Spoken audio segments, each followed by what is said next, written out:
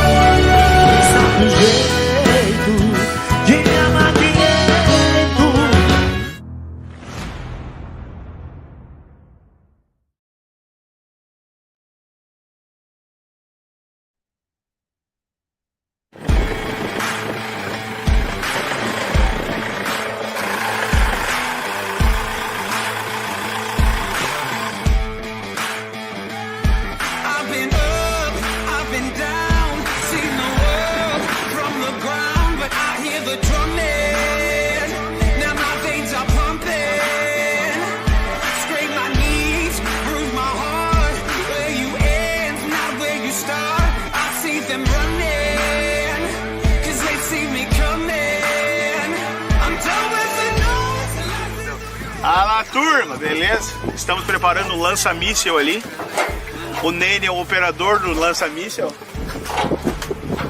E o Bruno é o apontador teleguiado. Teleguiado. Nós vamos ter que acertar alguma coisa.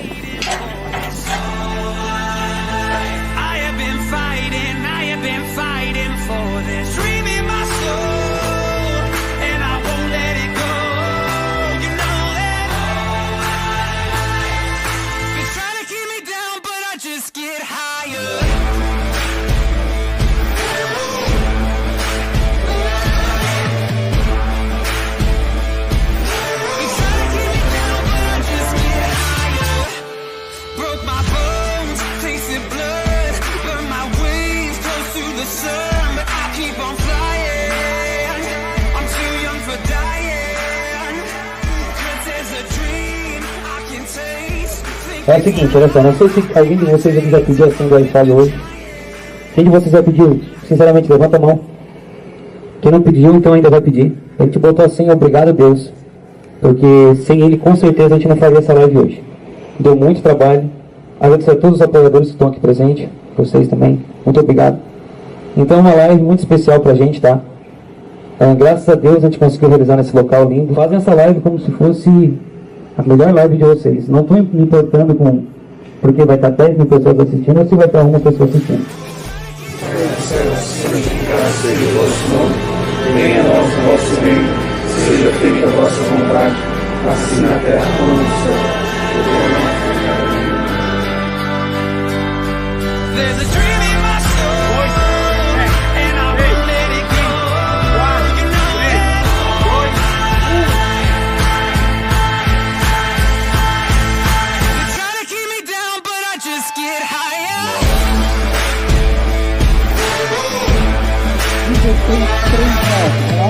Inicial exatamente aqui.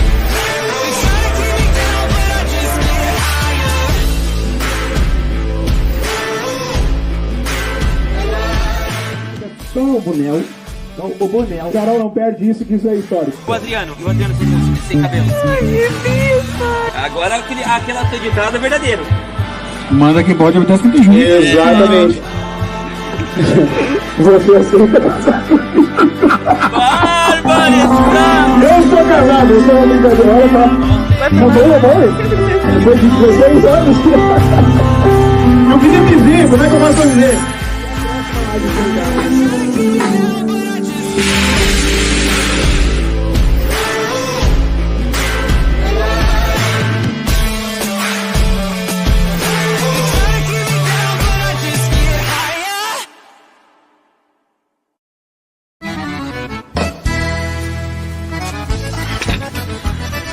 Tudo preparado, esperando os meninos chegar aí e partir rumo a Itaiópolis. Acho que esse é o nome, Itaiópolis, Santa Catarina. Live dos Serranos nesta sexta-feira. Tenho certeza que será um trabalho incrível. Os Serranos têm uma história muito linda. Eu posso dizer que cresci, eu ouvi os meus avós ouvindo Serranos. Então, para mim, é um motivo de orgulho fazer essa live. Vamos lá. Mais uma viagem, são 1.000 e alguns quilômetros ida e volta. E a gente tem live ainda hoje aqui em Torres. E depois dessa live de Torres a gente parte rumo então a Itaiópolis e volta de lá só no sábado.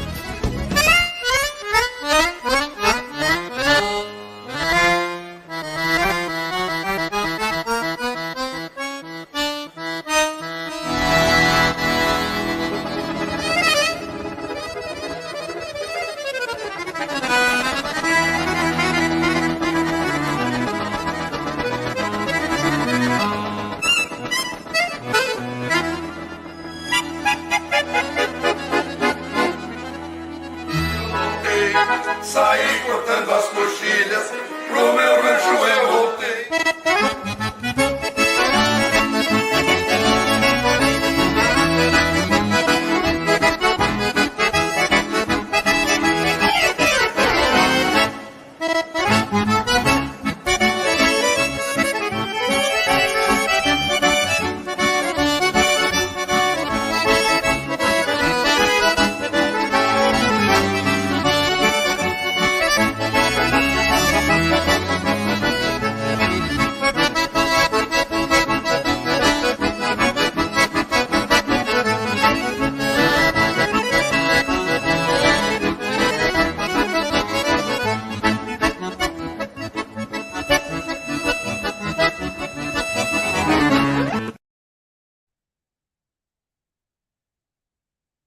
Fala, gente. Muito boa noite, muito boa noite. Estamos começando mais uma live da GES Mídia e Notícias com participação do diretor Márcio Torres. Muito boa noite, Márcio.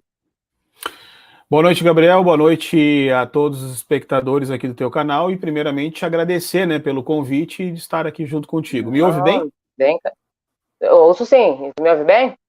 Perfeito. Então tá, vamos lá. Márcio, eu queria te agradecer também por aceitar esse convite para essa live hoje, estar aqui com a gente, conversando com a gente um pouco. E vamos embora. Tô por ti, Gabriel. Manda a bala aí. Conte-me para a gente aí quem é Márcio Torres.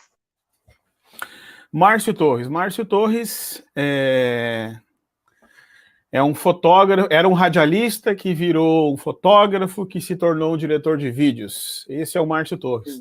Sempre esteve dentro das mídias, Primeiro áudio e depois visual. Então eu comecei... Quer dizer, o Márcio Torres fez de tudo, Foi engraxate, foi... vendeu pastel, foi tudo que tu imaginar, foi mecânico, chapeador, e depois entrou para o meio do rádio e terminamos não, Estamos hoje fazendo lives e dirigindo vídeos. Sim. Márcio, agora tu tocou no assunto das lives. Os artistas estão se reinventando e tu tá dirigindo lives de grupos renomados aqui do Sul. O que tu pode dizer pra gente de tu tá dirigindo essas lives assim? Bom, o que eu tenho a dizer sobre isso? Primeiro, vamos dividir isso em partes. Eu comecei a fazer isso lá no ano, lá em 2020, né, em março de 2020, eu vi uma possibilidade no mercado, eu entendi uma dor do mercado e eu vim com a solução. Eu me tornei, se não a maior produtora de lives do sul do Brasil, eu creio que é difícil alguém que fez tanta live igual eu fiz em 2020, eu acabei pegando o grande mercado de Tchê Music, vaneira, praticamente todo do Paraná para cá. A gente bateu aí um número de quase 100 lives em 2020. E isso se tornou uma alternativa para os músicos, né? Nesse momento tão difícil, nesse momento tão complicado que o país, o mundo se encontra. E o que eu tenho para dizer para vocês? Na verdade, isso é uma coisa que veio para ficar, não sai mais. Claro que não naquela intensidade que tinha ali, né, no começo, lá de abril, junho de 2020, mas isso veio para ficar e dificilmente vai mudar isso aí. Sim. E qual foi a primeira live que tu dirigiu aqui? A primeira live, assim, ó, eu quando estourou tudo, vamos começar lá do princípio. Estourou tudo, dia 16 de março foi o meu último evento. No dia, isso foi num sábado, não, foi dia 15, sábado, dia 16, domingo, dia 17 eu recebi 2 ligações. Nessas 2 ligações eram uma do Sagui, do Tchê Garotos, cancelando um trabalho que estava programado comigo, e o outro foi o Pacheco do Talagaço. Os dois naquele dia, isso era... Um ligou tipo 9 da manhã, o outro ligou, era perto do meio-dia. Só nessas 2 ligações eu negativei R$20.300.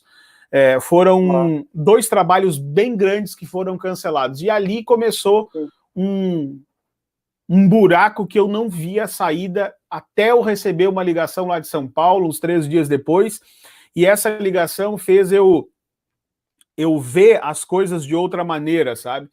Foi quando eu me despertei para esse mercado e investi no equipamento que precisava investir. E, óbvio, o investimento lá naquela época foi baixo porque era para começar, não sabia como ia ser, nem como ia começar. Aí eu fiz quando eu comprei o equipamento, mesmo antes de chegar esse equipamento, eu liguei para 15, eu lembro exatamente, para 15 clientes. Eram 15 clientes meus que já tinham feito clipe comigo, DVD... E desses 15, apenas um disse, não, eu não tenho interesse. Não vai rolar. Só para resumir isso, ele voltou depois, mais tarde, e fez live. Só que, desses todos, nenhum, assim, disse assim, vamos fazer. Eles não disseram não, eles ficaram interessados na novidade e tal, até porque nem o Gustavo Lima tinha feito live ainda. Era algo, de fato, muito, muito novo. Por quê?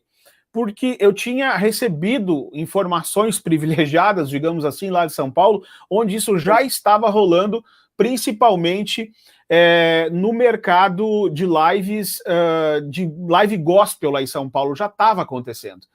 E aí, um fornecedor meu me ligou e disse, Márcio, olha só, o que tu tá fazendo? Eu falei para ele, eu sempre uso essa frase, eu tô perdendo dinheiro. Ele disse, então o negócio é live. Eu demorei um pouco a assimilar isso, a entender essa questão de lives, e foi quando eu investi e comecei. Eu lembro muito bem que desses 15, um disse não, os outros 13 disseram, legal ideia, vamos estudar, vamos pensar o que fazer. Só que apenas um disse para mim assim, vamos fazer e vamos... só que tu precisa garantir para mim que eu serei o primeiro, que ninguém vai fazer primeiro. E isso fez com que eu ficasse barrado pelos 15 dias. Tu imagina, eu estava perdendo dinheiro, eu já tinha investido um dinheiro que eu não tinha. Sim. Eu peguei e tive que aguardar por 15 dias. Mas, graças a Deus, apareceu outro segmento, que não era o segmento daquela banda, eu fiz, e no momento que eu fiz, aí o Gustavo Lima já tinha feito também, e aí explodiu de maneira estrondosa.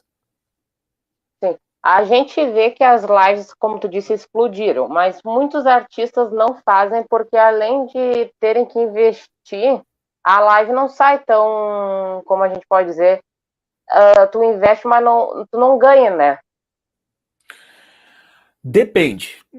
Isso depende de como tu vê as coisas. É aquilo que eu falei antes. Ó. Eu investi lá no começo, no meio do caos, no meio do problema, eu investi. Então, assim, ó, num dia eu perdi 20 mil reais e 300. Era para mim ter ficado quietinho, não, e vou fazer... Não, eu peguei no meio do caos. Olha só, entendam o que eu vou dizer para os músicos que vão assistir ou estão nos assistindo que vão assistir. No meio do caos, no meio da crise, é onde estão as oportunidades.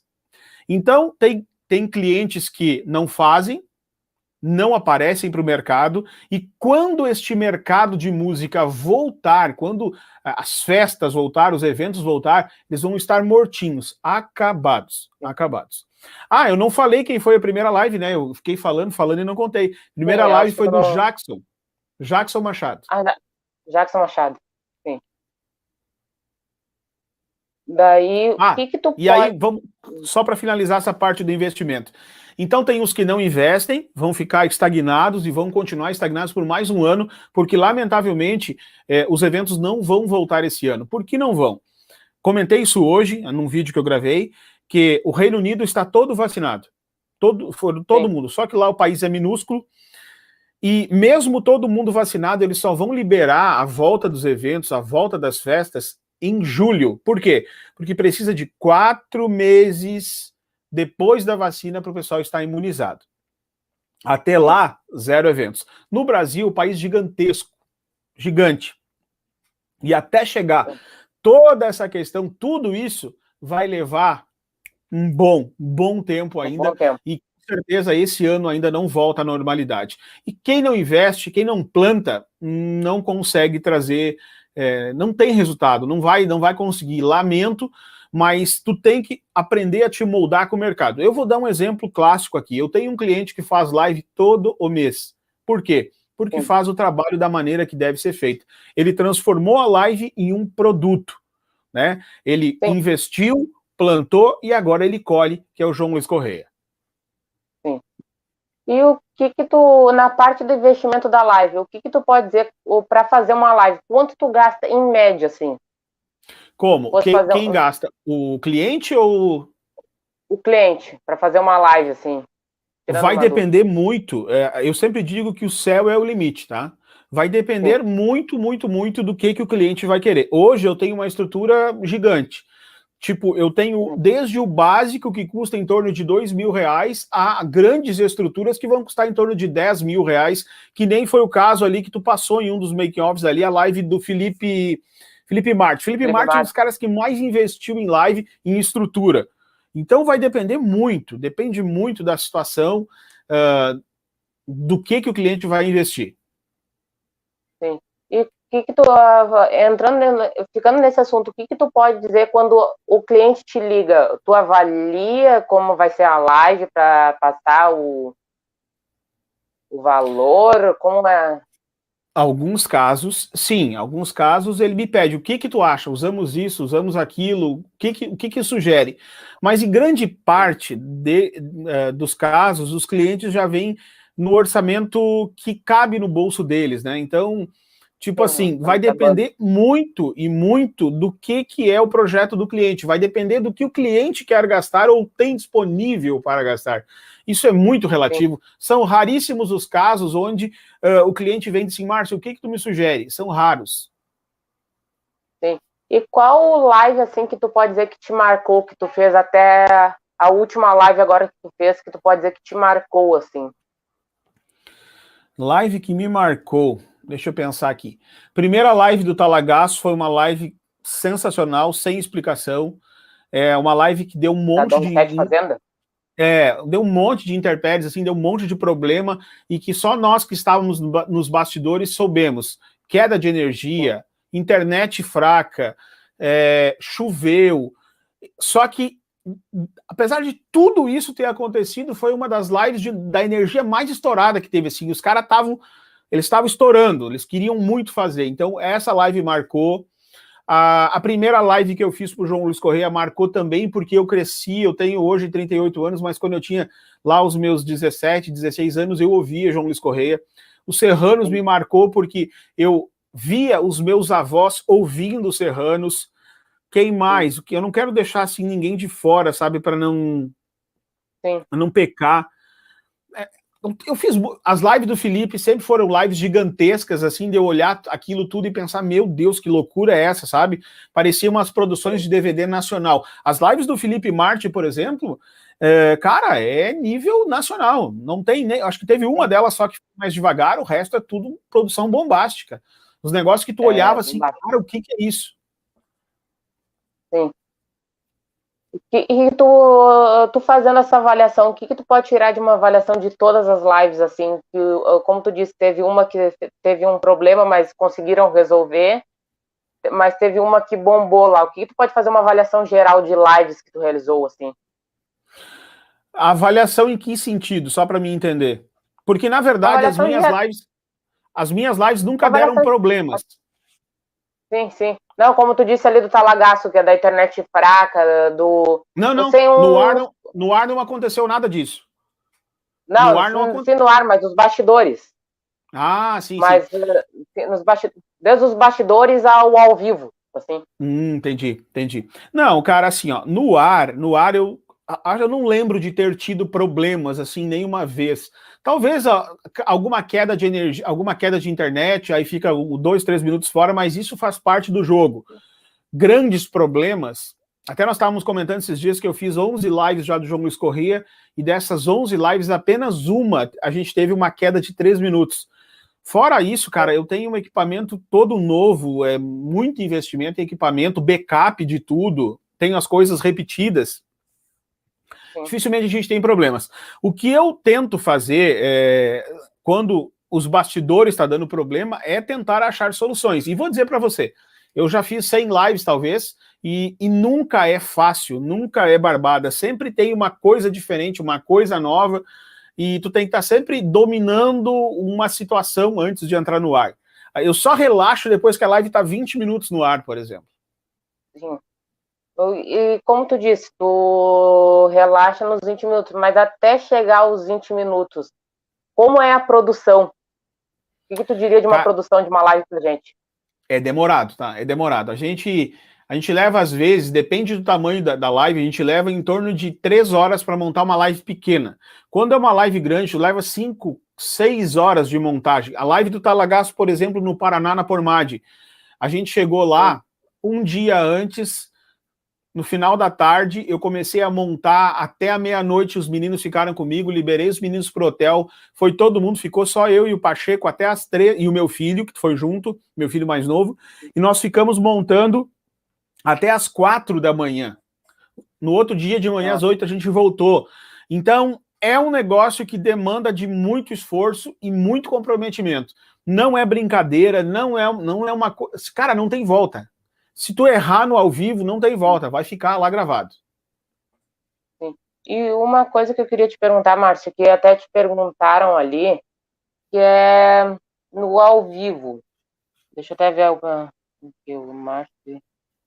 No ao vivo, quando tu sempre faz uma live, tu tem que avaliar o local, tudo. O que tu pode também tirar quando tu finaliza a live, teve a aceitação do público, foi a live um sucesso, essas coisas? Uhum. Então, cada banda tem o seu público, cada uma tem o seu público. Nós tínhamos no começo, lá no começo das lives, nós tínhamos o público variante, aquele que estava no YouTube navegando, entrava e saía, entrava e saía. Então os números, quando finalizava a live, bombavam. Por quê? Porque as pessoas entravam e saíam, entrava um, saía outro. As pessoas estavam ali no YouTube pesquisando para ver que, não quero ver essa, sai, vou para outra, não quero. E isso acabou. Eu notei isso na primeira live que eu notei essa queda, não queda, público real, foi na live do Estação Fandangueira. Nós vínhamos num lives muito altas.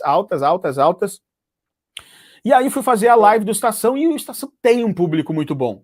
Eu não lembro mais quantas pessoas deu. Assim, nós vimos num ritmo de fazer live com, aqui, galera do Sul, com 15, 16 mil pessoas ao vivo, daqui um pouco baixou para uns 14, 12, e aí veio a live do Estação com 8 mil pessoas. Isso, mas tem uma coisa errada, o Estação tem o mesmo público de fulano.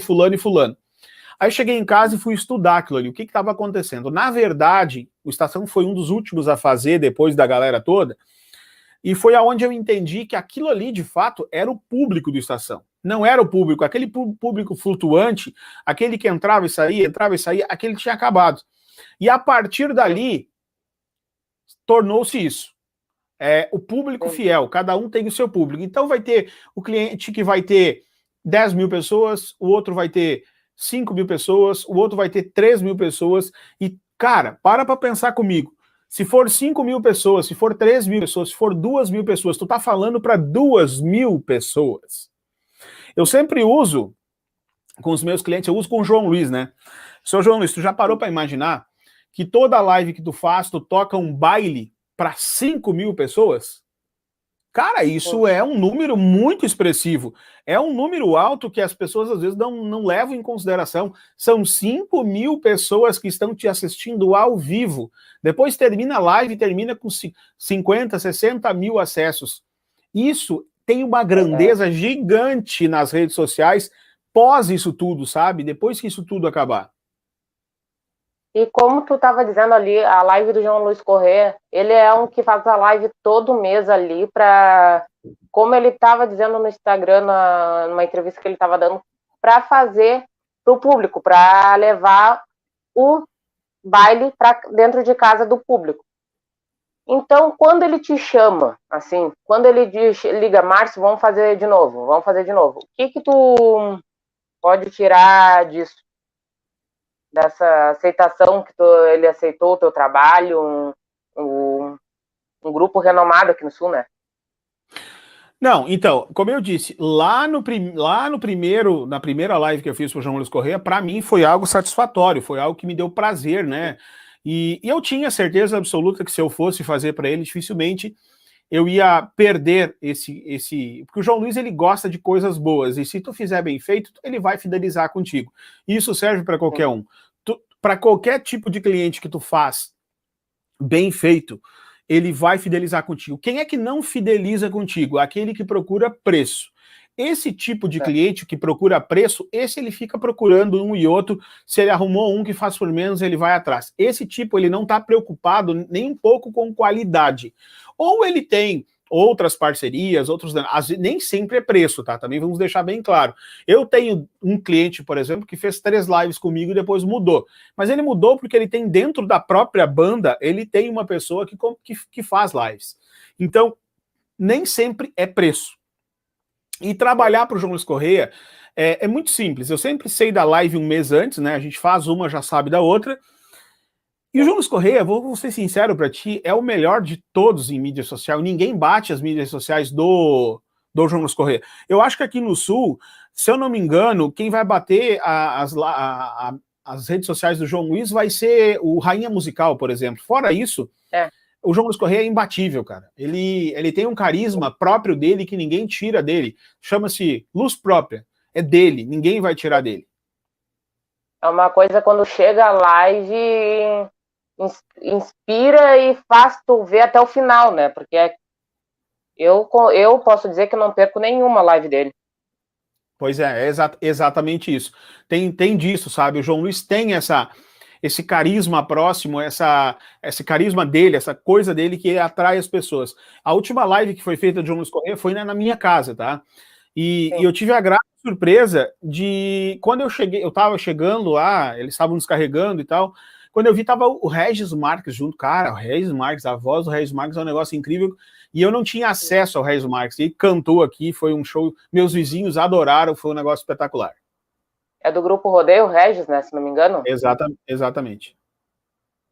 Mas perguntaram aqui em quem tu te inspira. Se tu pode dizer ali que tu se inspira no teu trabalho, assim... Tu se inspirou no teu trabalho, alguma coisa? Cara, eu não sei se eu posso dizer que eu me inspirei. Eu tenho alguns mentores, assim, eu tenho algumas pessoas que me direcionaram. Eu tenho 2 ou 3 pessoas que me direcionaram muito na minha vida. Mas eu não... Hoje, assim, eu não tenho o Everton Rosa, que foi um cara que me instruiu muito lá há 10 anos atrás, 12 anos atrás. Tem um vizinho meu aqui que não é do meu meio, é de um outro meio, que também me deu muitas dicas que me fizeram ver a vida de outra maneira. E, cara, hoje em dia, eu não tenho, assim, sabe, eu não olho para um profissional específico e, meu Deus, eu quero ser este cara ou ser igual a este cara. Hoje eu procuro ver de tudo para poder, por exemplo, assim, ver, como é que eu vou explicar isso para ficar de uma forma entendível? Cara, não tenho assim uma inspiração necessariamente dita. Eu vejo muita coisa e eu tento aplicar essa salada de coisas numa coisa só. Sim. E, Márcio, uma pergunta que chegou. O que tu acha mais difícil na hora de produzir uma live? O mais difícil na hora de produzir uma live... Ou um clipe, pode ser também. Cara, eu acho que o mais difícil eu vou falar da live aqui. O clipe não tem muito, porque o clipe, na verdade, tu determina, né? Tu faz quando tu quer, no momento que tu quer. Se tu errou, tu volta. Eu acho que o mais difícil de uma live é quando tu não tem as coisas necessárias para fazer a live e tu quer fazer a live. Isso é a parte mais complicada. Não é o meu caso, porque eu tenho estrutura para fazer qualquer tamanho de live hoje. Hoje o equipamento que eu tenho, a estrutura que eu tenho é igual a que faz a do Gustavo Lima, que faz todos os nacionais, eles usam as mesmas coisas que eu uso. Então, tipo Anselmo Trancoso, Catatal, que são os nomes do sertanejo do Brasil, eu tenho a mesma coisa. Então, tipo, às vezes tem algumas coisas, tipo assim, a internet nos deixa mal, coisas desse tipo, mas eu não vejo muita dificuldade hoje em fazer uma live, cara, não consigo, assim, te dizer, cara, isso é um problema. Na verdade, não tem um problema. O problema, a maioria das vezes, são criados por seres humanos. E se são criados por seres humanos, a gente tem que ter o remédio para tratar isso, né? Sim. Márcio, também chegou uma pergunta aqui que... deixa eu tentar resumir a pergunta dele. Que muita gente copia a live na hora que está no ao vivo, né? Copia do canal do artista e vai para outro canal. O que tu pode dizer disso quando tu vê? Tu já presenciou algum caso desse, alguma live de algum cliente teu? Eu já presenciei isso. Lá no começo tinha muito isso, era gente tentando entrar, engajar a gente, né? Teve uma live do Tia Chaleira, que foi copiada por uma rádio lá de... nem sei de onde é que era, lá de Santa Catarina ou Paraná, não lembro. E lá no caso, eu perguntei para o Anderson se ele tinha permitido, o Anderson tinha dito que não. Eu entrei em contato com a pessoa, na hora ali, pedi para ela retirar, e ela me botou a boca. Mas cara, hoje em dia eu acho que tudo é válido. Inclusive, por exemplo, assim, ó, se o cliente permitir, eu não tenho direito de dizer não, entendeu? Sim. Quanto mais divulgar, melhor. Eu tô nessa situação, e quanto mais divulga, melhor. Mas no caso, quando não permite, o que tu pode dizer o que tu faz para o retirar?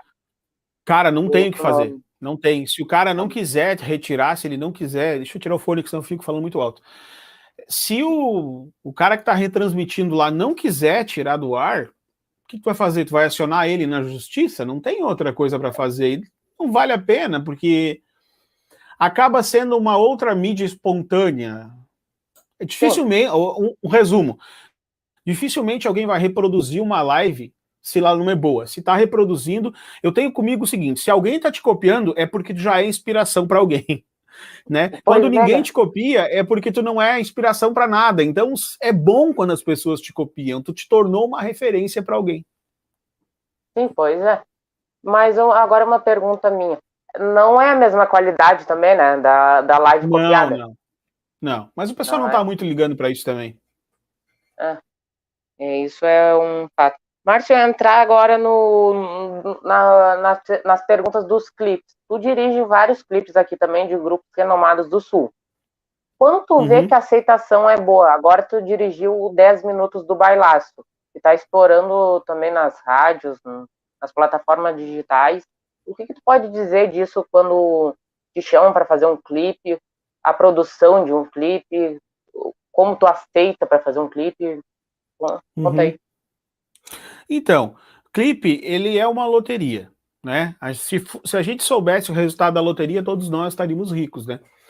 Tu pode simplesmente gastar 10, 15, 20 mil, 30 mil, 100 mil, 200 mil reais e pode não acontecer nada. Como tu pode fazer um clipe com 800 reais e ganhar o mundo, que foi o caso do que eu fiz.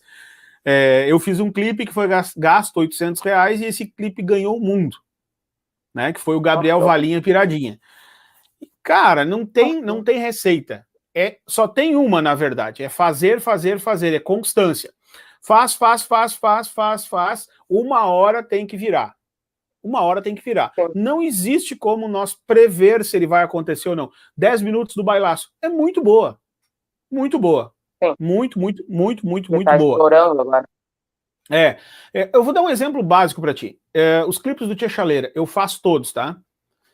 Sim. Emprego o que tem de melhor de qualidade, o que tem de mais recursos a gente emprega.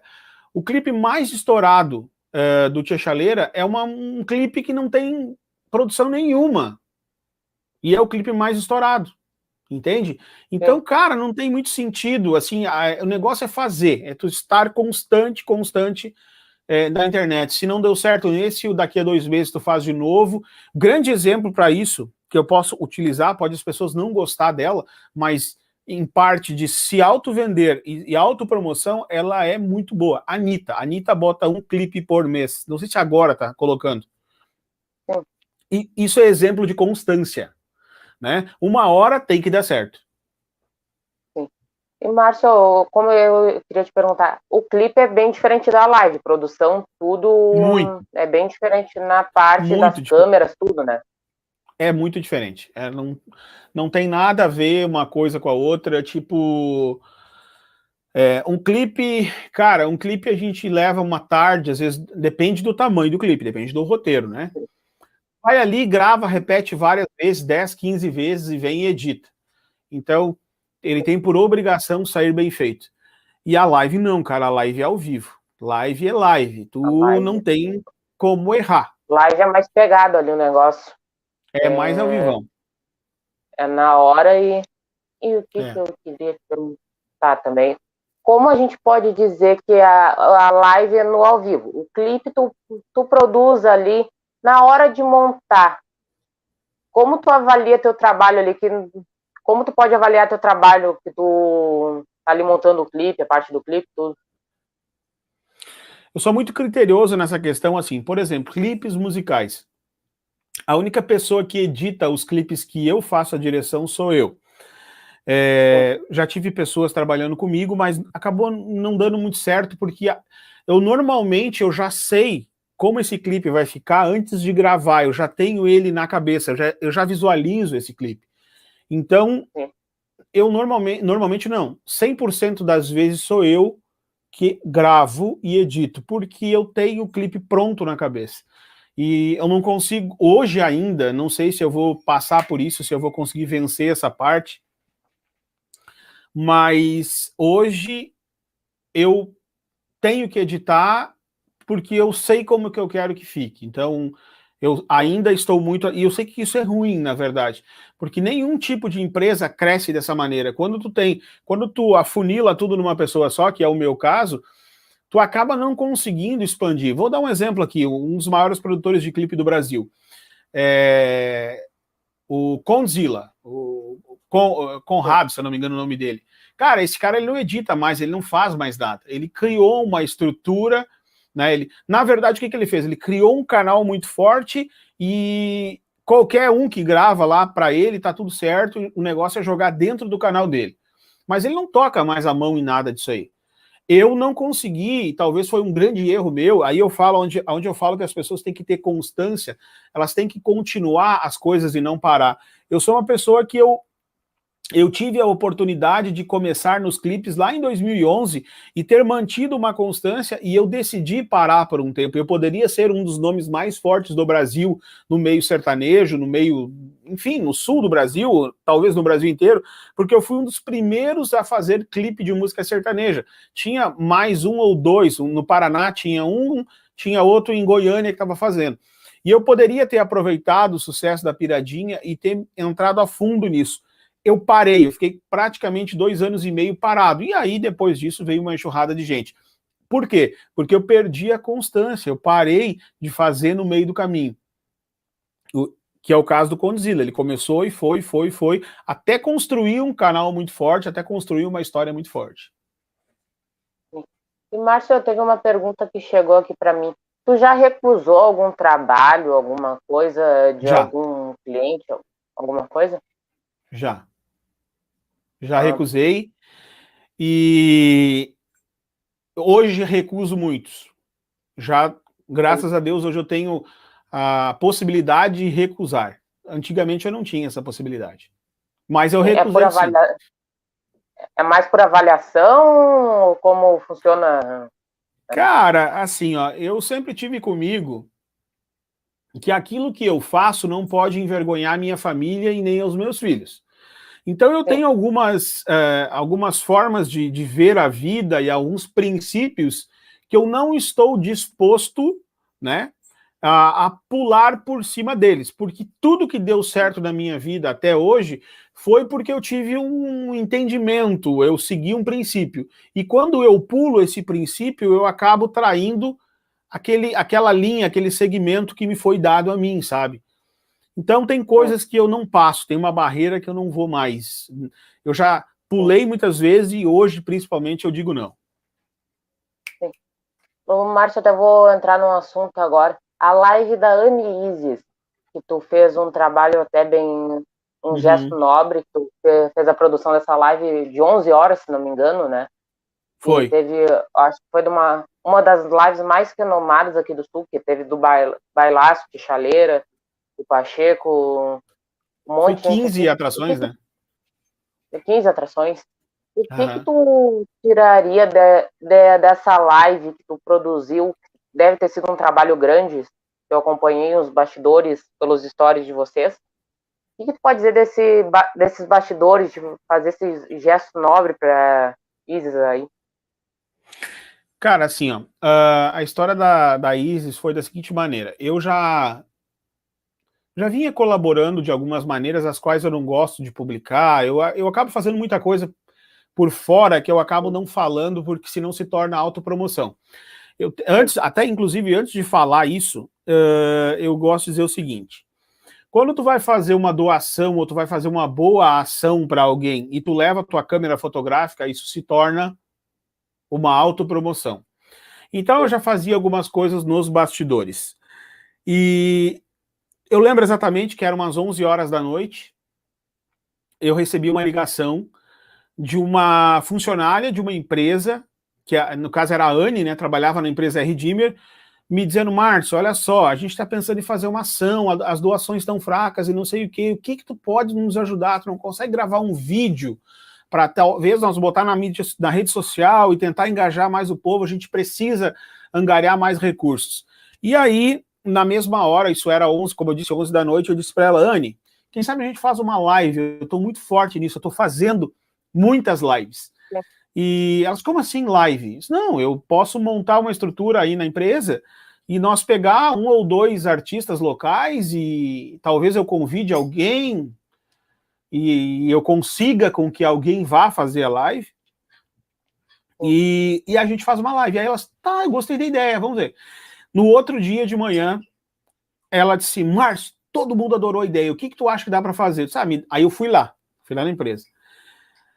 Lá surgiu um monte de ideia, né? E uma dessas grandes ideias foi que a gente chegou no Rodrigo, né? A Anne chegou no Rodrigo, que é o proprietário da empresa, assim: Rodrigo, nós estamos pensando em fazer isso, fazer aquilo, e o que tu acha de nos ajudar com alguma coisa, doar alguma coisa para nós fazer uma rifa, um sorteio? O que tu pensa? Rodrigo pensou: não sei, uma moto, elétrico.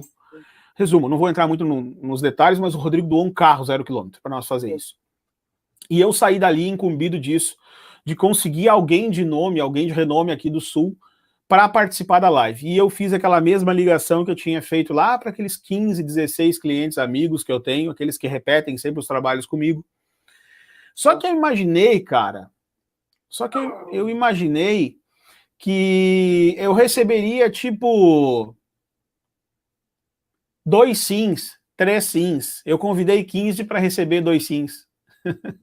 E quando eu mandei mensagem, né, eu fiz uma mensagem igual no Instagram não, no WhatsApp, e mandei essa mensagem para todos eles. Todos me disseram sim, todos. Chegou um momento que aí, o que aconteceu? Aí eu arrumei um problemão.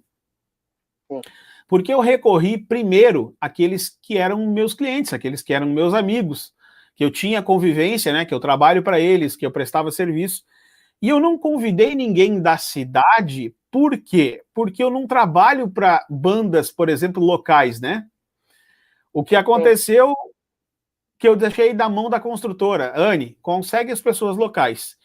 E quando a Anne voltou com as pessoas locais, eu já tinha 15 atrações. E aí eu faço o quê? Como é que eu faço uma live com 20 atrações? Então acabou que depois as pessoas queriam participar e eu dizia, cara, não tem mais como, lamento, desculpa. As bandas locais demoravam muito a responder, tipo, não davam muito crédito para a live. Eu tô falando exatamente a verdade, entendeu? Não tem por que eu ficar conversando aqui, inventando historinha. Não, sim. Santo de casa não faz milagre, né? Diz que só faz milagre quando o santo é de fora. Então eu consegui os grandes nomes do Sul, eu consegui tudo em questão de meia hora. Não, tem gente que me respondeu 1 minuto depois, tem gente que levou meia hora para responder. E eu consegui, na verdade não foram as 15, eu convidei 13 atrações e 12 disseram sim. Apenas uma disse que não conseguiria porque estava... naquele caso lá estava com Covid, estava se recuperando do Covid e tinha medo de não estar bem recuperado. Então, das 13 que eu convidei, eu consegui 12. E aí, acabou que algumas bandas locais demoraram a responder, e quando responderam, aí aqueles outros que viram todo o barulho que veio depois disso, veio a sair enxurrada de mídia em cima, aí queriam participar e aí não tinha mais vaga. Foi uma live que pode dizer que foi uma das maiores lives do Sul, porque juntou, né? Juntou bandas renomadas. Sim. O que tu já disse, o que tu pode dizer da produção dessas lives, do chegando ônibus, da parte de chegando ônibus, as bandas montando ali essas coisas? A parte da produção, vou te dizer que foi igual a qualquer outra live. Eu tive parceria em tudo. Eu pedi pro Rodrigo, que é irmão do Gabriel do Expresso, vir fazer a mesa para mim. O Rodrigo veio e não cobrou R$1. Falei com o Jonas veio, não fez a luz, não cobrou R$1. Falei com o Claudio Honor, da sonorização aqui de Torres, veio, não cobrou R$1. Falei com o pessoal das bandas, vieram e não cobraram R$1. Cara, só para vocês terem noção. Foi show, né? Vou dar um exemplo. O Tia Chaleira rodou 500 quilômetros com o ônibus e com a banda completa. Cara, só o custo de diesel que eles têm para vir e voltar é R$1.500. Pois é. São CPE, né? São CPE. Entendeu? Assim como todo mundo veio no amor, na verdade, pela causa, né? Antes eu ligava e dizia assim, Márcio, tu tá na frente disso aí, tu tá me dizendo que é isso, eu tô junto, eu sou parceiro. Isso me fez, na verdade, me comoveu muito, porque eu vi que eu tinha respeito, eles tinham respeito por mim, sabe? Eles confiaram naquilo que eu convidei. Te confesso que eu fiquei muito tenso até começar a live, porque era algo muito grande, não de estrutura, não, assim, era algo que eu precisava fazer dar certo, porque a causa era muito grande, a causa era muito nobre. E quando começou, quando a gente chegou lá às 7 horas da manhã, eu, a Carol, quem mais?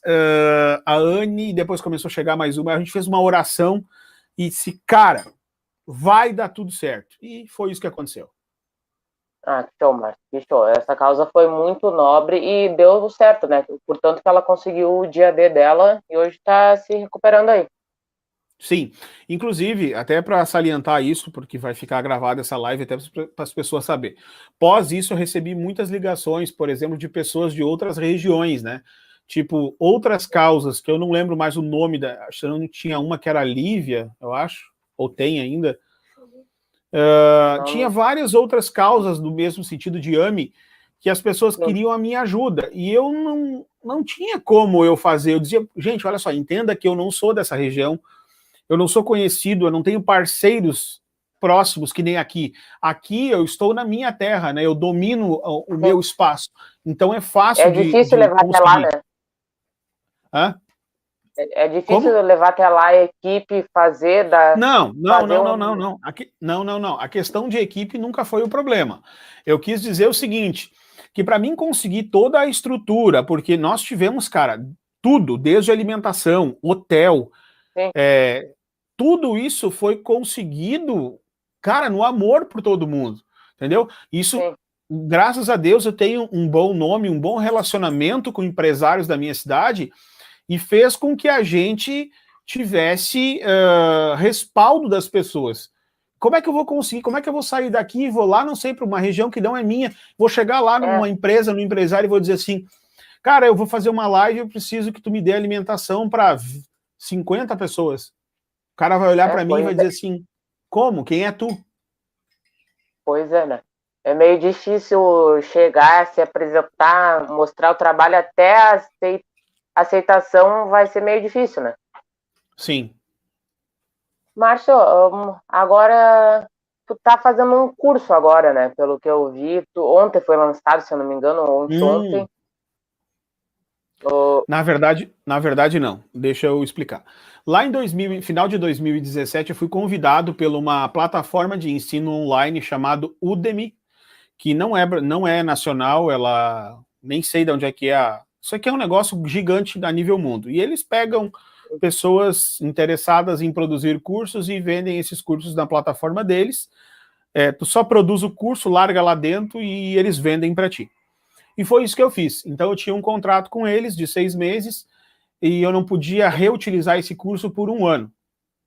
E aí eu fiz o curso, eles venderam muitos, né? O problema é que eles dividem, né? Ganha pouquinho.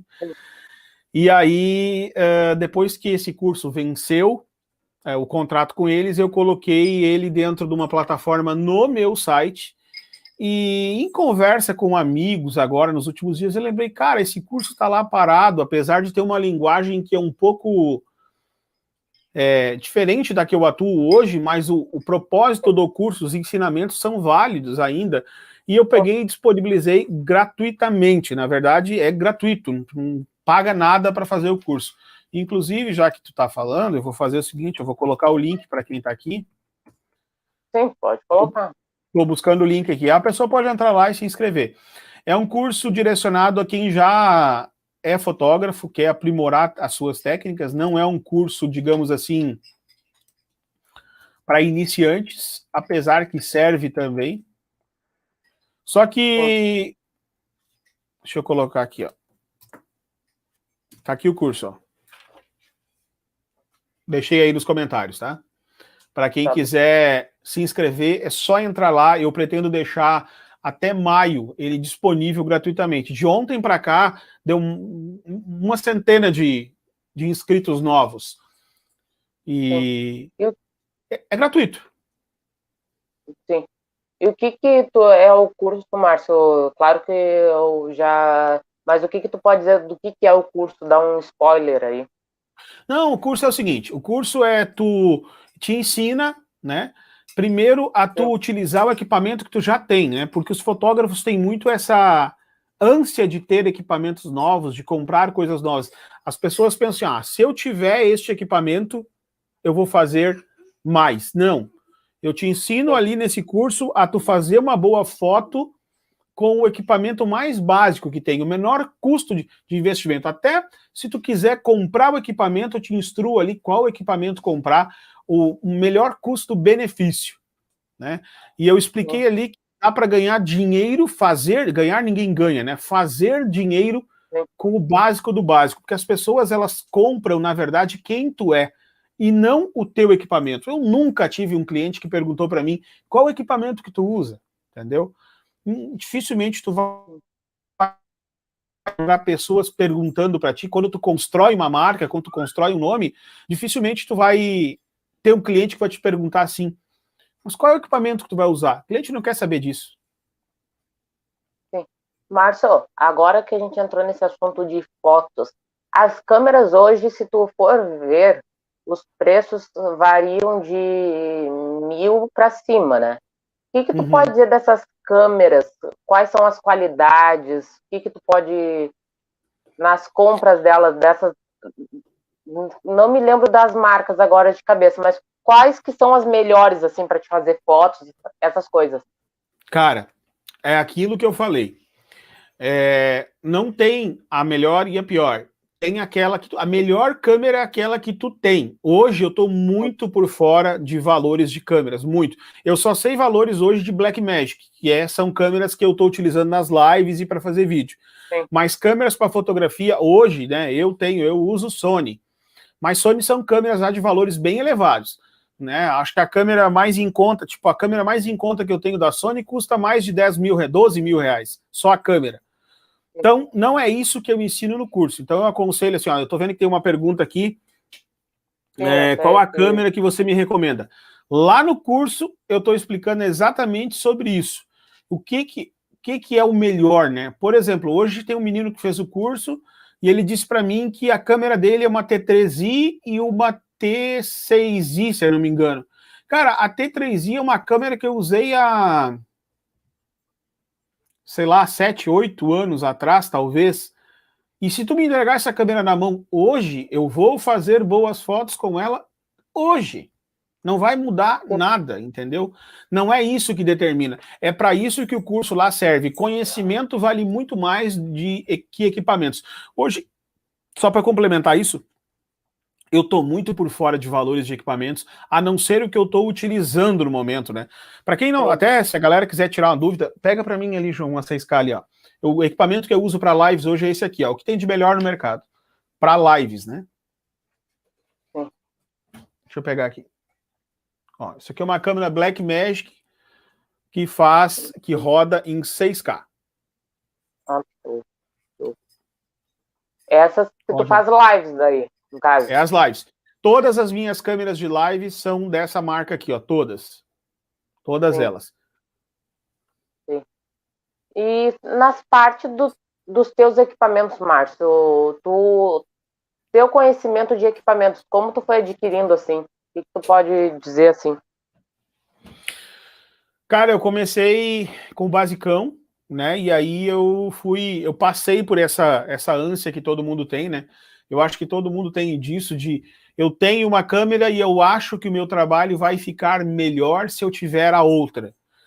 E depois que eu cheguei lá no melhor resultado, eu entendi que, na verdade, não é isso que determina se a tua live ou a tua foto vai ser boa. O que determina é conhecimento. Hoje em dia é tudo muito, muito, muito fácil. O conhecimento hoje está gratuito. Dificilmente tu não vai conseguir aprender algo na internet. Quando eu comecei, nada disso existia. Era tudo muito mais complicado. Sim. E, entrando nessa pergunta, tu disse que era tudo mais complicado, porque provavelmente não tinha internet, não tinha os conhecimentos lá, né? Como tu foi adquirindo, assim? A internet não era tão difusa que nem é hoje, tá?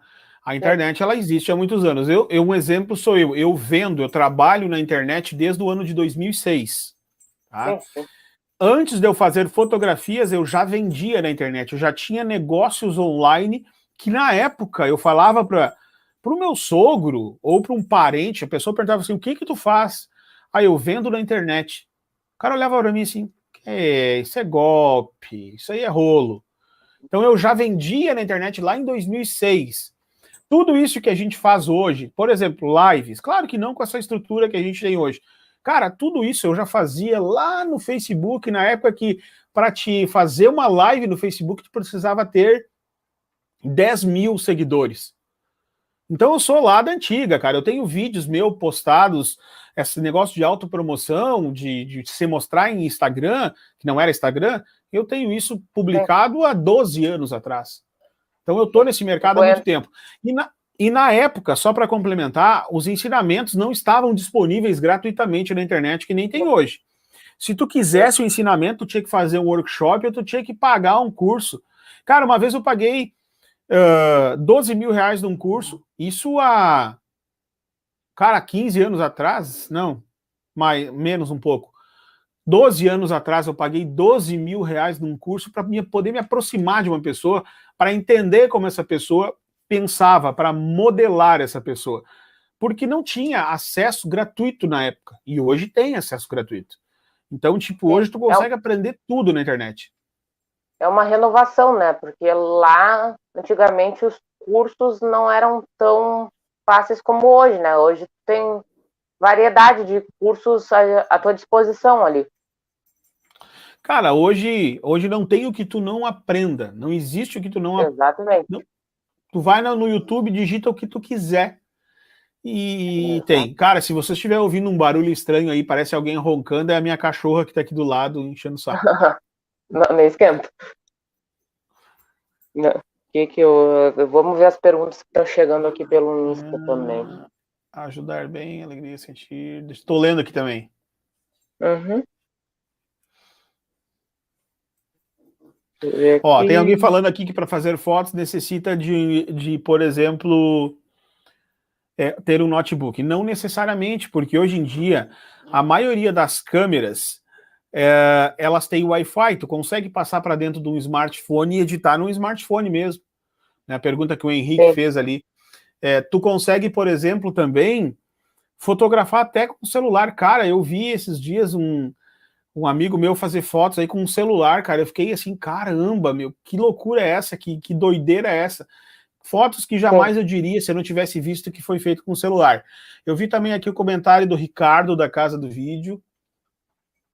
Cara, o Ricardo é um cara que trabalha com lives há muito mais tempo. Cara, quando eu nem sonhava em trabalhar com lives profissionais, não tô falando de live que eu disse que fazia, lives do estilo que eu faço hoje, com equipamento, com mesa de corte e tudo mais. O Ricardo foi uma das pessoas que mais me ajudou no começo das lives. E nós nunca se vimos, nós não nos conhecemos pessoalmente. Ele ofereceu ajuda pelo Instagram e, cara, me tornei assim, criei um respeito tremendo por ele, por tudo que ele me ensinou ao longo desse ano que passou aí. É um aprendizado que tu foi conquistando, né? Exatamente. O Márcio, chegou uma pergunta aqui que a pessoa disse que viu tu falando na live 2 do Talagaço, mas ela queria que tu falasse de novo. O que seria a chave do sucesso para ti? O que foi a chave do sucesso? Cara, eu não lembro o que eu falei. Eu não lembro. Ela disse que lembra aqui da live do Talagaço e queria que tu refalasse. Cara, eu não lembro o que eu falei, mas para mim a chave de sucesso é simples, cara. Eu sou uma pessoa, eu sou um homem, pai de família, temente a Deus, temente a Deus. Se Deus não se agradar, eu não vou fazer. E eu sou uma pessoa que tenho valores familiares. E aquilo que eu falei lá, quando tu me perguntou se eu recusava algum tipo de trabalho, né? Se é um negócio que vai envergonhar os meus filhos, eu não vou fazer parte. Então eu sou uma pessoa que honro muito a Deus e preservo a minha família acima de qualquer coisa. Não tem dinheiro que passe por cima da minha família. Não existe nada mais importante que a minha base familiar, porque se eu tiver problemas durante o dia, ou problemas do meu trabalho, ou seja, qual for o problema, eu tenho que ter para onde voltar. E isso eu ensino para a galera mais nova. Tu não vai conseguir ter sucesso na tua vida se tu não souber respeitar a tua família. E quando eu falo em respeitar a família, cara, é honrar pai e mãe. Né? Se tu vive com o pai e a mãe, honra o teu pai e tua mãe. Muitas vezes tu não vai entender o que teu pai e tua mãe estão fazendo por ti, mas lá no futuro tu vai entender. Eu fui criado por um avô muito rígido. E lá, muitas vezes eu não entendia a rigidez dele. E hoje eu olho para aquilo e disse, cara, olha o que eu me tornei por causa disso, entende? Por causa dessa questão de ser no que é certo e tu não pode sair da linha. Então, honra teu pai e tua mãe e o resto, tudo vos acrescentará. É simples, cara. Tenha fé em algo, acredite em algo, porque aquilo que não é visível aos nossos olhos é visível através da nossa fé. E quando nós produzimos a fé nos deixa produzir na cabeça, a gente começa a concretizar e quando tu vê, isso aconteceu na tua vida. Então, a receita do sucesso é tu ter aonde tu voltar, né? Se eu tiver casa para voltar, casa que eu não falo, não é a casa estrutura, é casa estrutura familiar. A base familiar, né? Isso, se eu tiver para onde voltar, eu sou um cara de sucesso. Caso contrário, para mim, isso não é dinheiro, não é sucesso. Isso não representa nada para ninguém. Sim. Como tu disse, é isso que eu penso. Tudo isso eu penso, nada eu mudo. Como eu posso dizer, a base de tudo é família, né? Exatamente. Deixa eu ver outra pergunta aqui que chegou, que tá chegando perguntas pelo Instagram também.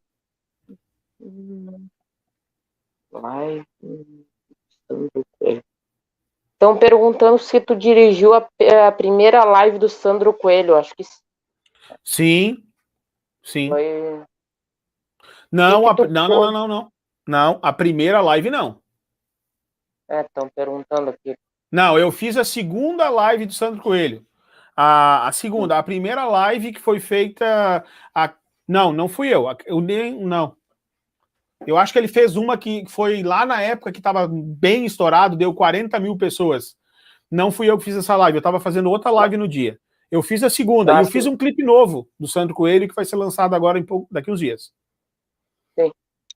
Deixa eu ver outra pergunta. Qual foi no teu trabalho sendo...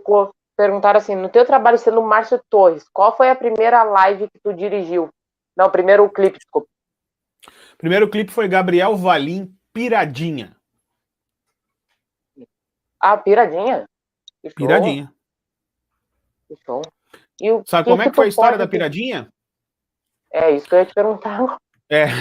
Eu conhecia o Gabriel da rádio, né? Eu trabalhava na Rádio Amorim, 102, na época era 102.9, hoje é Amorim FM de Sombrio. E eu conheci o Gabriel lá em algumas intervenções que ele esteve na rádio. E eu saí da rádio, a minha filha nasceu, eu saí da rádio em 2006, se eu não me engano, 2006. E lá por 2010, eu creio que eu me reencontrei com ele.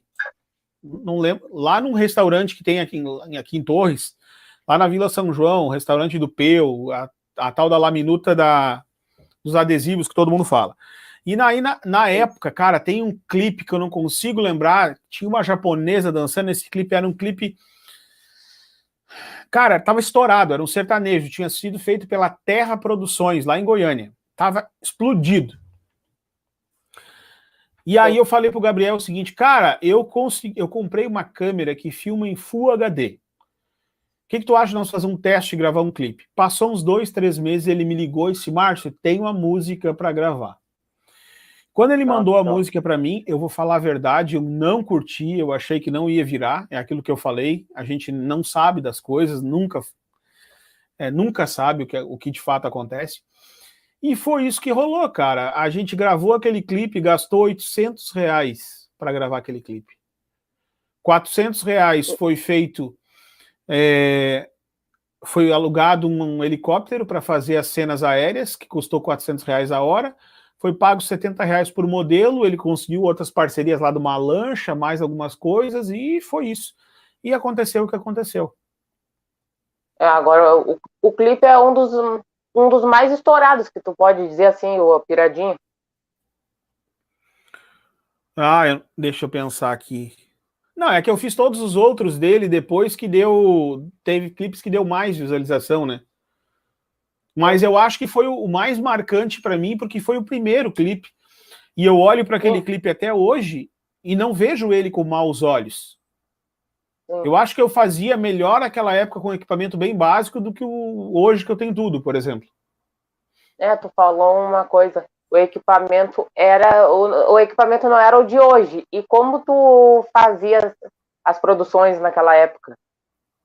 Cara, a mesma coisa. Tu podia dizer que era a mesma coisa que hoje? Na verdade, eu tinha que me esforçar muito, muito, muito mais para fazer com o que eu tinha. Cara, eu tinha o básico do básico. Eu tinha uma câmera da Canon, e uma lente bem vagabunda da Tamron, eu não tinha um estabilizador de imagem, eu não tinha um drone, não tinha nada. Era isso, só isso. E saiu o que saiu. Sim, um estouro. A Camila perguntou aqui, e os stories do Márcio Torres? Os stories do Márcio Torres? Cara, aquilo que eu disse antes, eu sou uma pessoa que faço essas autopromoções, que participo de coisas na internet há muito tempo. Então, eu faço isso com bastante frequência e não é uma novidade para mim. Eu tenho tentado me moldar muito nos stories hoje em dia para passar exatamente quem eu sou. Sim. Porque por fazer uma biografia ali. Porque um bom tempo a gente tinha aquela mania de gravar os stories sorrindo, tipo, eu tô falando por mim, tá? Aí tu vai gravar um stories, tu começa a sorrir, cara, esse não sou eu sou um cara com um semblante mais fechado, eu sou um cara que falo mais forte, às vezes eu dou umas interferências altas, assim, este sou eu. Sim. O não dia caiu a dia, a tua live, né? Não caiu a tua live? Não. Não caiu não. Acabei de ver aqui. Não. O dia a dia, né? Então, tu pode dizer que tu faz uma biografia. Exatamente. Então, assim, ó, tem dias que eu tô disposto a gravar, tem outro dia que eu não tô disposto a gravar. Cara, enfim, eu tento passar a minha realidade do que eu sou nos stories e como eu sou. Eu não tento. Claro que às vezes a gente se perde, sabe? Tu vai lá e dá uma gargalhada, ou dá uma risada. Cara, só que normalmente eu não sou dessa maneira, sabe? Tu me vê sorrindo num stories é raro, porque é o meu jeito de fazer as coisas, sabe? Eu sou mais fechado mesmo. Inclusive, eu vou gravar um stories agora aqui, ó, para publicar. Tô ao vivo, participando de uma live, onde eu sou convidado, que eu vou deixar o link aqui para você arrastar para cima. Isso aqui é os bastidores. Luz, câmera, monitor, placa. Tô fazendo stories. Vai lá, não, pode e como tu disse, os stories é uma coisa que tem que ser mais tua, né? Que a gente vê artistas hoje, os artistas mais populares, assim, que, claro, são eles, mas tem uns que fazem os stories por fazer, parece que aquilo tem que ser obrigatório, né? Não tem que ser dele. O que acontece?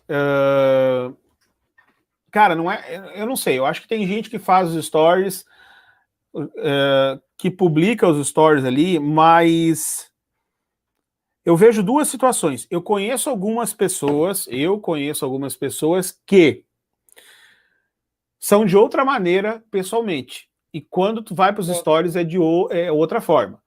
E eu não tô dizendo que eu, em algum momento... Muda a pessoa, tipo assim, a pessoa tá ali sendo uma pessoa, vai outra. Isso. Exatamente. E eu não estou dizendo que em algum momento eu também não faço isso. Porque eu tento não fazer, sabe? Eu tento ser o mais autêntico possível. Cara, eu sou um cara bem durão, um cara bem bravo, bem... Sabe? Quem trabalha comigo sabe, eu sou um cara de, assim, ó... Pra mim é o seguinte, é vencer ou vencer. Eu odeio gente fraca. Odeio. Não odiar de ter ódio. Quando eu vejo uma pessoa sendo vítima, se vitimando de alguma coisa, eu olho para aquilo e assim, cara, tu não vai mudar na tua vida nunca sendo desta maneira. Tu tem que acreditar que tu vai vencer e não tem outra alternativa. É vencer ou vencer. E muitas vezes, esse vencer ou vencer acaba te tornando uma pessoa mais áspera, mais forte, porque tu não quer aceitar nenhum tipo de interferência que venha te bloquear, te colocar de alguma maneira para baixo. Então eu tenho isso, é vencer ou vencer, não tem alternativa. Ou venço ou venço. Sim. E tu disse uma coisa aí que eu até uma vez eu vi nas tuas histórias, tu é brabo no sentido de ser avaliativo na tua equipe, tu avalia a tua equipe. O que tu pode dizer quando tu contrata uma pessoa assim? Cara, eu vou te dizer o seguinte, se tu quer trabalhar comigo, tu tem que estar preparado para mim te extrair o que tu tem de melhor. Se tu for fraco, tu nem chega perto de mim porque tu não vai aguentar um mês. Tu tem que estar pronto para te... Cara, eu sou um cara que não elogio, Por quê? Sim. Porque o elogio, ele é um problemão, cara. Quando tu começa a elogiar as pessoas demais, na primeira crítica que tu fizer para essa pessoa, ela cai em desgraça. E quando eu falo não elogio, não é que eu não reconheço nas pessoas as qualidades que elas têm. Não, bem pelo contrário. Eu tô sempre vendo as qualidades que essa pessoa tem, mas eu tô lá enxergando que ela pode muito mais. Então, na verdade, o que eu faço é, nessa maneira dura de tratar com a pessoa, não dura de ser grosso ao extremo, não é sempre. Mas assim, ó, eu tô vendo que a pessoa pode melhorar, eu quero que ela dê o máximo dela. As pessoas, elas têm um bloqueio que elas não conseguem produzir o seu melhor, ou elas acham que são incapazes. E eu tenho isso comigo, eu tenho que extrair... Meus filhos são assim, cara. Eu crio os meus filhos para o mundo, para que o mundo não surpreenda eles, para que quando o problema chegar na frente deles, eles falem, legal, eu sei resolver, ou eu vou resolver. Não ouvi, desculpa. Eles baterem de frente com o problema, assim, né? Exatamente, exatamente. Então, às vezes, o ser duro não é porque eu sou, que eu não tenho coração, não é porque eu não sei lidar. Cara, esses dias eu tive um problemão com um colaborador exatamente por isso. Cara, ele não gostou que eu fui mais incisivo com ele.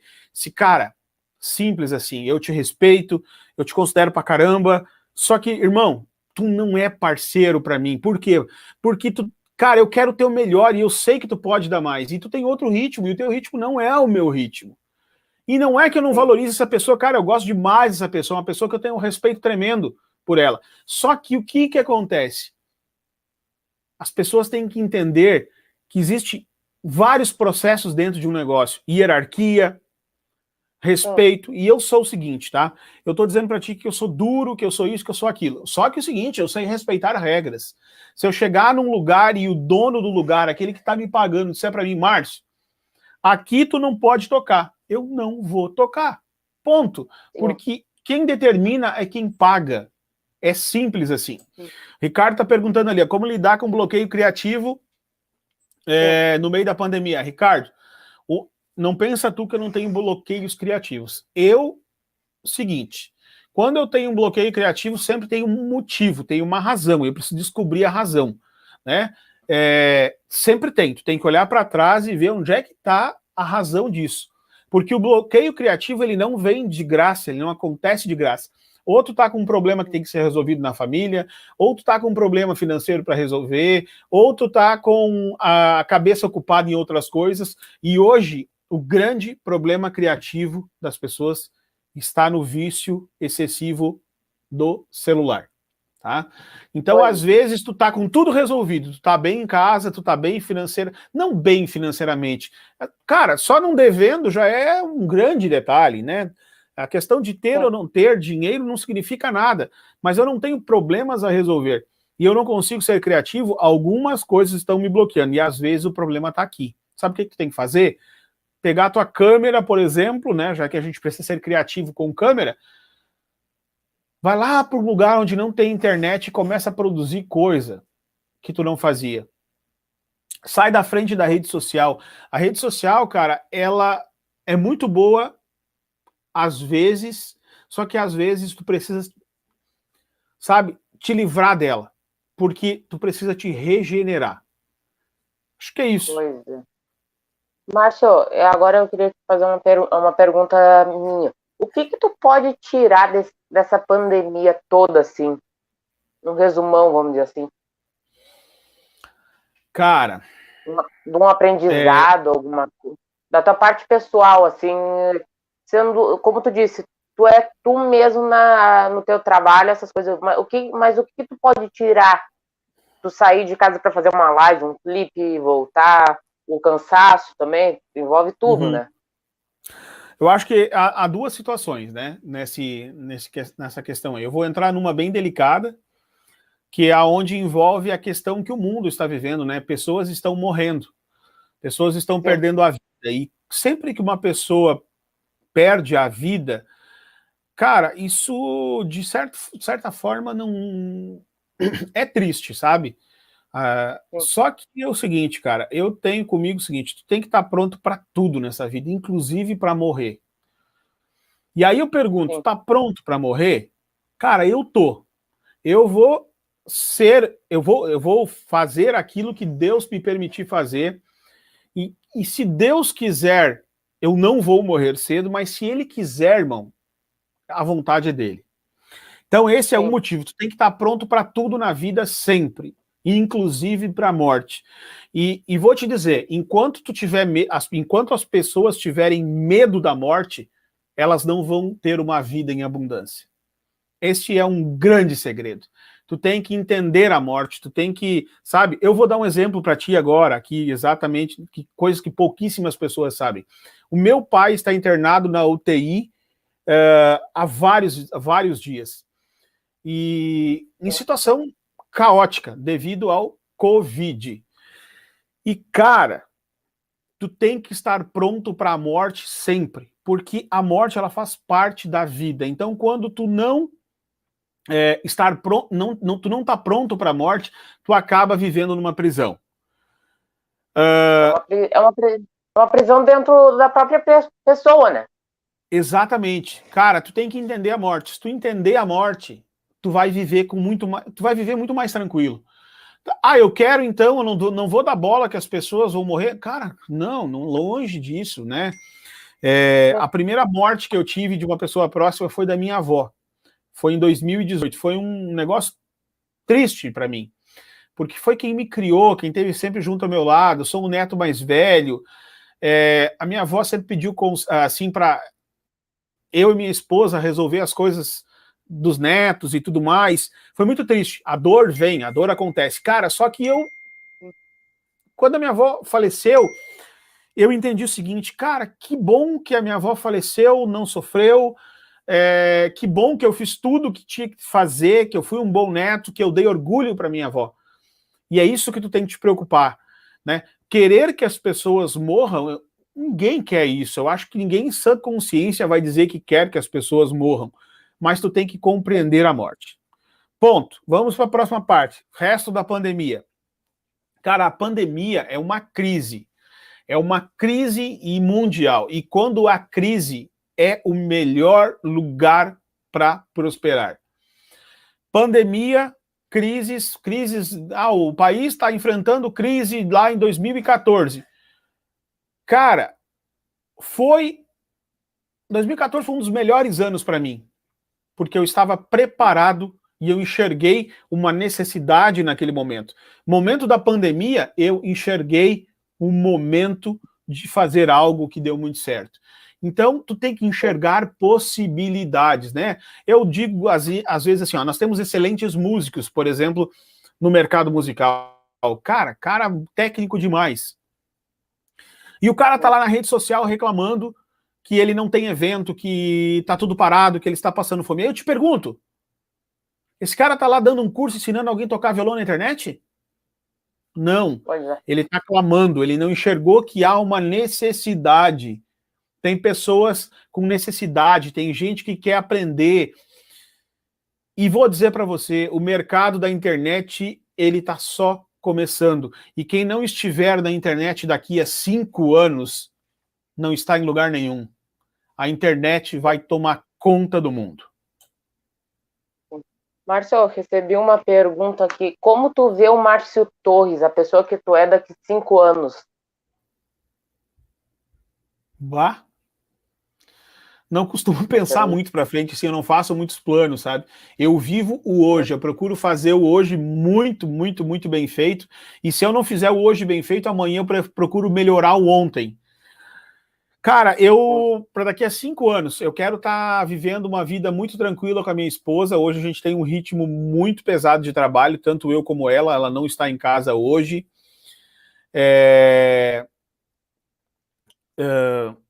Tanto ela quanto eu trabalhamos demais, eu quero ter uma vida mais tranquila, eu quero estar com o meu negócio na internet mais estruturado ainda, para mim ter que fazer menos a mão de obra em si, e quero estar numa vida boa com a minha família, cara, é isso, eu não faço muitos planos para frente. Sim. Márcio, e outra pergunta que eu queria te fazer agora também, agora é uma pergunta pessoal. O que eu queria te dizer? as lives também se reinventaram, né? Uma renovação, a cada live que tu faz é uma renovação, porque te apresentam diferentes escolhas ali. Por exemplo, o João Luiz Corrêa fez uma no litoral, como tu disse, foi aí na tua casa. O que tu pode dizer de cada mudança que um cliente apresenta? Tu avalia local? Cara, assim, ó, eu acho que só vai dá tua opinião sobreviver. própria, tipo assim? Só vai sobreviver nesse mercado quem se reinventar. Quem fizer o basicão de sempre, aquela mesma historinha de sempre, não vai sair da caixinha, entendeu? Então a gente tem que se reinventar todo dia, sem exceções, tem que se reinventar, porque senão não rola, não vai funcionar. Sim. Agora vamos ver a próxima pergunta pra gente.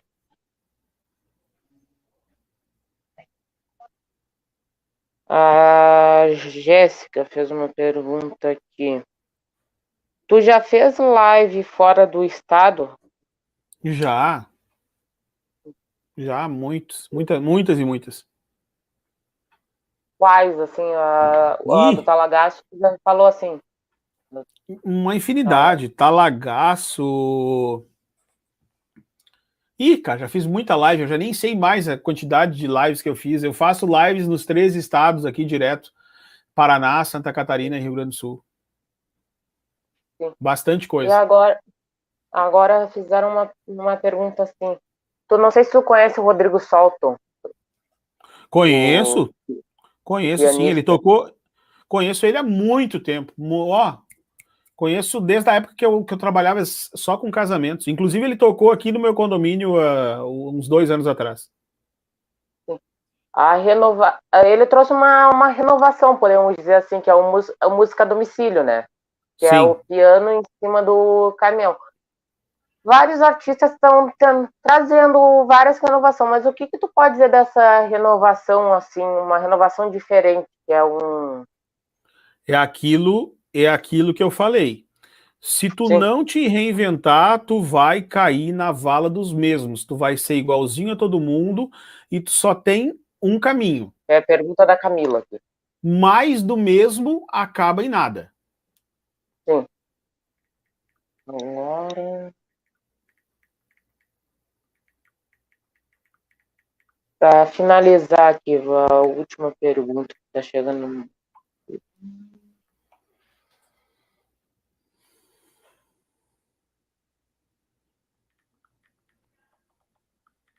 Uma live. Tu já fez uma live que a pergunta da Jéssica também, Jéssica Silva. Tu já fez uma live que tu teve problemas, mas tu reverteu esses problemas e teve que cancelar a live? Ela quis dizer isso. Tá me ouvindo? Teve que cancelar o evento, né? Tu tá me ouvindo? Sim. Tá. Cara, eu acho que não. Cancelar nenhuma. Sim, que tu estava marcado ali. Ela quis dizer isso, mas é que não veio tudo bem a pergunta. Não, nenhuma. Eu sou do tipo de pessoa que eu costumo brincar com os meus clientes, que é o seguinte, que aonde eu coloco a mão para fazer não dá problema. Não existe. Eu não tive nenhum problema até hoje com live assim de cancelar e tal. Teve algumas quedas de internet, mas é 1 minuto, 30 segundos lá e volta. Mas de cair live e ficar fora do ar, cara, nunca, nenhuma. Nenhuma mesmo. Sim. Agora que eu me lembrei, podemos dizer aquela do Tchê Garotos, né?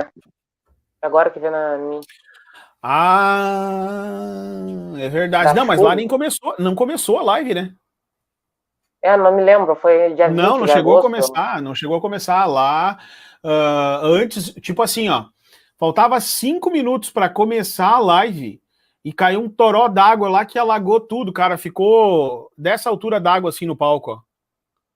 Mas, nem começou a live, lá não chegou a começar, depois nós voltamos numa outra data e fizemos a live, eu nem lembrava disso aí. Agora disso. Que eu me lembrei, veio na minha cabeça. Márcio, pra gente finalizar aqui, Tu poderia deixar uma mensagem aqui para quem se inspira a seguir numa carreira de produtor, diretor? O que tu daria uma dica, assim? Uma dica, um comentário? Vamos lá então. Eu vou dar a dica aquela que todo fraco que não tem a cabeça preparada para vencer vai correr, vai me chamar de arrogante. Esse mercado ele não é para gente fraca. Esse mercado não é para gente que não acredita em si próprio. Se tu não vende o que tu faz para ti mesmo, tu não vai vender para ninguém. Se tu acha que o que tu faz é mais ou menos, tu vai vender para meia dúzia de gato pingado. Tu tem que acreditar que aquilo que tu faz é o melhor e ninguém é melhor do que você, mesmo você sabendo que tem gente melhor que você. Sim. Só que se tu não acredita... Tem que acreditar em ti mesmo ali. Exatamente. O primeiro comprador de você necessariamente tem que ser você. E depois disso é fazer. Tentar, errar, tentar de novo, até dar certo. É muito mais barato, mas infinitamente mais barato tu errar por ter feito do que errar por te arrepender por não ter feito. Então, é tentativa e erro. Sucesso é isso. Sucesso é isso. É tentativa e erro. Uma hora dá certo. Márcio, eu queria te agradecer por tu estar aqui com a gente, aceitar esse convite, por vir conversar aqui com a gente. Uma boa noite, um ótimo fim de semana aí para você e para sua família. Eu que agradeço, cara, eu que agradeço pelo convite, agradeço por ter lembrado de mim. Nesse final de semana eu tenho live do João Luiz Correia, domingo às 11 horas da manhã, convidar todo mundo a participar. O que mais que eu tenho? Tem bastante coisa essa semana para rodar ainda, eu estou executando um projeto grande aqui, que ainda não pode ser divulgado. Então, domingo eu tenho live do João Luiz Correia e quero te agradecer imensamente por ter me convidado a participar aqui do teu canal. Pode contar comigo sempre. Eu agradeço. Obrigadão. Um abraço, até mais. Uma boa noite, até mais. Boa noite. Nenhuma mãe espera perder um filho. Nenhuma mãe espera ser mãe de 2 filhos raros. Nenhuma mãe merece ter medo do tempo o tempo todo. Tenho medo de dormir à noite e não acordar a tempo de socorrê-lo. Medo de uma nova crise chegar. Essa é uma dor solitária. Por mais que tenho milhares de anjos ao meu lado, é uma dor que ainda se faz solitária. Eu clamo por um milagre, pela empatia e solidariedade. Eu clamo a sua ajuda. O nosso tempo está se esgotando. Salvem o João.